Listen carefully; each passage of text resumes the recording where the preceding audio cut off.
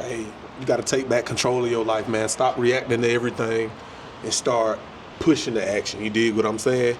Don't take what life have to offer. Go out and snatch some things as well. You know, some things is out of your control, but a lot of things are in your control. That's what I'm telling you right now today. So yeah, let's get into it. What does thinking strategically actually mean to you?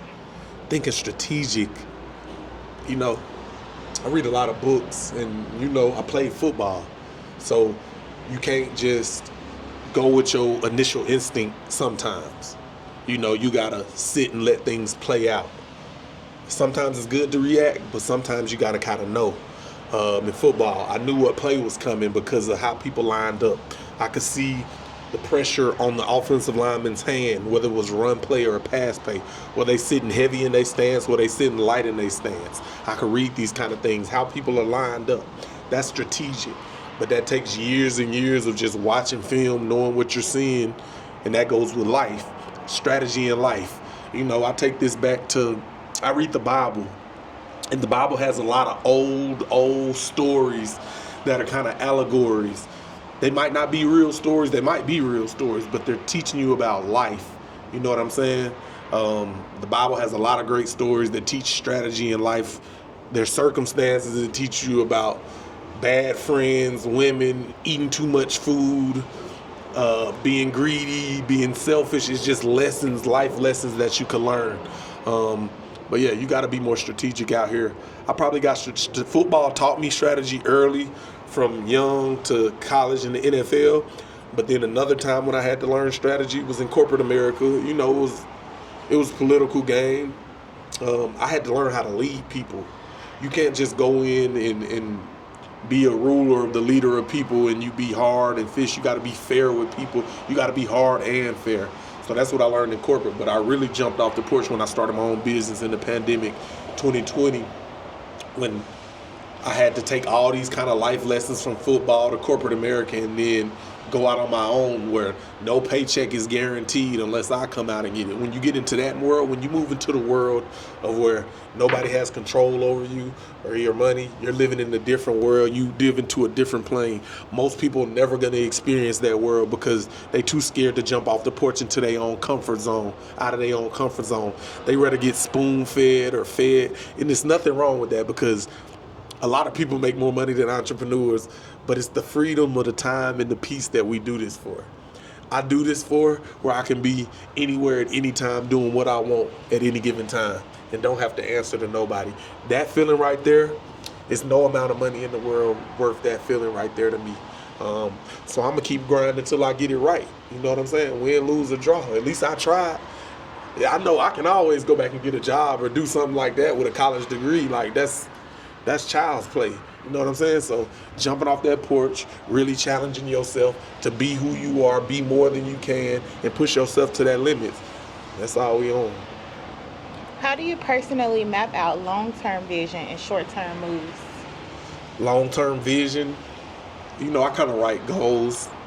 I write goals and I kind of have things that I aspire to get, but I make sure my short-term work is doing everything that I want to do. So if I'm putting in the work, if I'm making these videos, if I'm doing this X, Y, and Z short term every day, I know that eventually these long term goals will be met if I just put the work in each and every day and be present in the moment, trying to make things happen. So yeah, I used to set goals and write them and then I never get back to them. So I kind of chilled on the goal writing because I know that my everyday work is going to lead me eventually to where I want to be. Because the thing with goals is, like I never wrote I wanted to go to the NFL. I just went to the NFL. I never had in my mind that I used to want to be a pharmacist when I went to college. So how did I end up owning a trucking company and then being a content creation company? That has nothing to do with pharmacy. So goals are you got to kind of watch goals, but make sure you just accomplishing stuff and getting stuff done each and every day. When you're overwhelmed, how do you reset your mind and reframe your approach? When I'm overwhelmed, I just go outside in nature and go on a walk, try to get some sunlight, go to the gym, get a good sweat, try to sweat some toxins out. I might go eat some food that I like, something like that. But yeah, I just push through it though, for real. Like I'm gonna go to the gym though. That usually reset me pretty fast. Or going outside in nature on a walk, rain, sleet, snow, or sunny. I'm gonna get outside and get active. And usually, once I'm in a state of nature and peace and calm, my body just naturally does what it does, and I get back. Nature is the healer. Is one of the greatest healers. That's how I get back into that right mindset once I done got stressed out or overwhelmed or just been around the wrong energy. I kind of cleanse my energy by going back into nature. That's why I'm big on morning walks. If you don't exercise or do anything, I suggest you go on a morning walk. Try to get you at least 10,000 steps. It's something that it does in your brain, and it lets off some kind of chemicals. I don't know the science, but it gets you back right. So start going outside more, getting you some sunlight, getting in nature. We so used to being trained and being inside these offices looking at computer screens all day. That's not natural. Get outside in nature. Take your phone calls, even if you're at work. Put your AirPods in, take your phone calls, walk outside in the sunlight. I guarantee you'll get those ideas in them generated. Take your meetings walking outside in nature. Try it one time and get back to me and let me know. Okay. What filters do you use to decide what's worth your energy now? Filters. If it's not an immediate yes, like if they ask me something is yes, if I got to think about it, it's a no.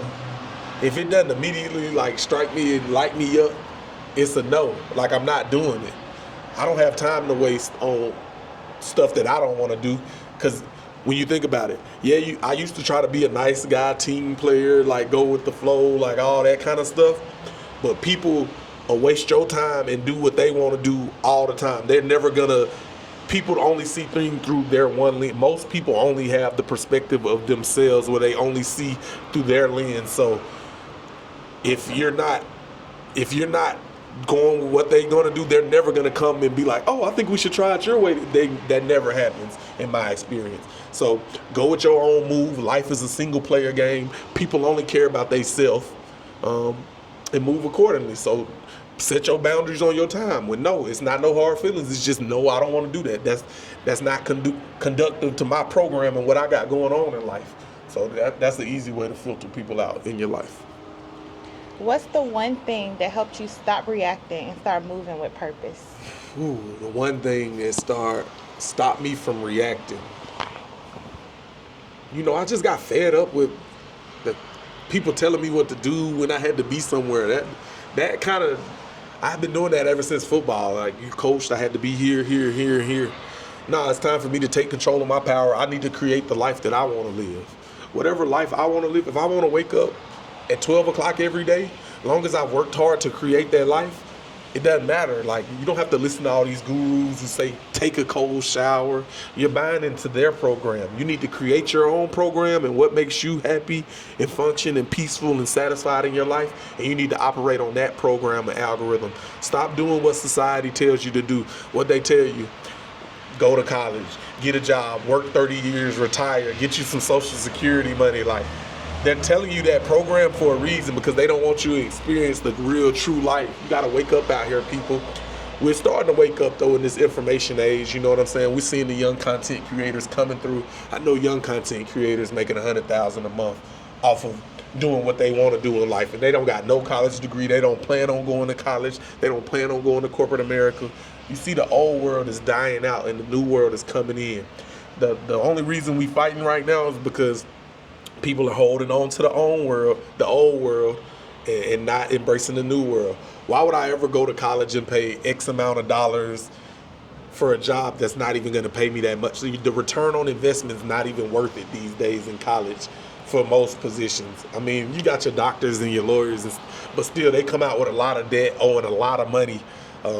They'll make it back and pay it off, but it's just a new age and time where I can monetize myself and my own personal likeness and get paid for me and myself, rather than trying to be a teacher or a doctor or a lawyer. So stop tying your identity up into things that society wants you to, that ultimately has no meaning.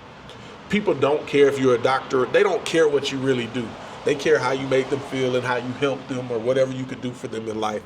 They don't care what title it was. You know what I'm saying? So stop tying your identity up in the material things, school, education, where you work at, what kind of car you drive. Stop tying your identity up into these meaningless things that nobody, guess what, in 100 years, nobody is going to care what you did. No generation is going to even know you existed. You barely going to be here because you ain't leaving no marks on society. You're not even trying to be special out here.